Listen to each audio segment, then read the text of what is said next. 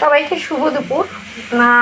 দেখা যাচ্ছে এক হাঁড়ি গরম ভাত, যেটা বাঙালিদের প্রধান খাদ্য, যেটা থেকে মেন শক্তি আসে সেটা হচ্ছে ভাত। কার্বোহাইড্রেটের গুণে সমৃদ্ধ, যদিও বেশি খাওয়াটা ঠিক ভালো না, তাও বাঙালির ভাত ছাড়া চলে না। মাছে ভাতে বাঙালি ভাত।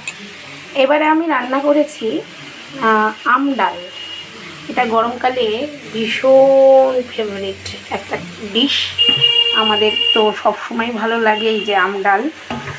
তার সঙ্গে এই যে পটল আর আলু ভাজা। এটা আমি করেছি চিংড়ি মাছের মালাইকারি। পোস্ত, সাদা সর্ষে, সাদা তিল, নুন, লঙ্কা, সামান্য ধনে, এসব বেটে আমার এটা করা হয়েছে। তেলে ফোড়ন দিয়েছিলাম কালো জিরে, তারপর চিংড়ি মাছগুলো দিয়ে অল্প সাঁতলে মশলাটাকে দিয়ে কষিয়েছি, কাঁচা লঙ্কা দিয়েছি, সামান্য একটু 2-4 দানা তেলে চিনি দিয়েছিলাম। তারপর এটা সম্পূর্ণটা হয়ে গেলে এটার মধ্যে জল দিলাম, কাঁচা লঙ্কা দিলাম, ফুটে গেলে নামালে এর মধ্যে একটু কাঁচা সর্ষের তেল ছিটিয়ে দিলাম।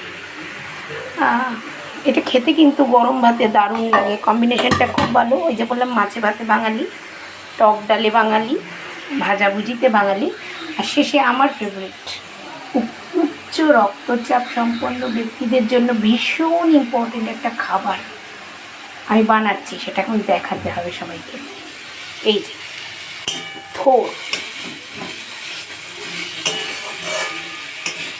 থোড় ভাজা করছি আজকে। এর মধ্যে নুন দিয়েছি, প্রথমে তেলের মধ্যে শুকনো লঙ্কা ফোড়ন দিয়ে আর ভাপিয়ে নেওয়া থোড়টাকে নুন দিয়ে একটু চটকে নিয়ে জলটা ফেলে দিয়েছি। তারপর একটুখানি হলুদ দিয়েছি, একটু নুন তো দিয়েছি সামান্য, আর অল্প একটু গুড় দিয়েছি, চিনি না দিয়ে। নিরামিষ রান্নাতে একটু গুড় ভালোই লাগে। হচ্ছে এটা ভাজা ভাজা, এটা হলেই গরম গরম খেতে বসে যাব দুপুরের আহার নিয়ে। আর এটা ভাজা কমপ্লিট হলে এই যে এখানে বড়ি আর বাদাম ভেজে রেখেছি, যেটা উপর থেকে ছড়িয়ে দেবো। কারণ রসনায় তৃপ্তি, সেই রসনায় যদি একটু ভ্যারাইটি, একটু ভালো লাগা না থাকে তাহলে ঠিক জমে না। তাই ধৈর্য ধরে অনেক ভালোবেসে এবং অনেক তরিজুত করে রান্না করলে তবেই রান্না খেয়ে তৃপ্তি। হোক তাহলেই ভাজা।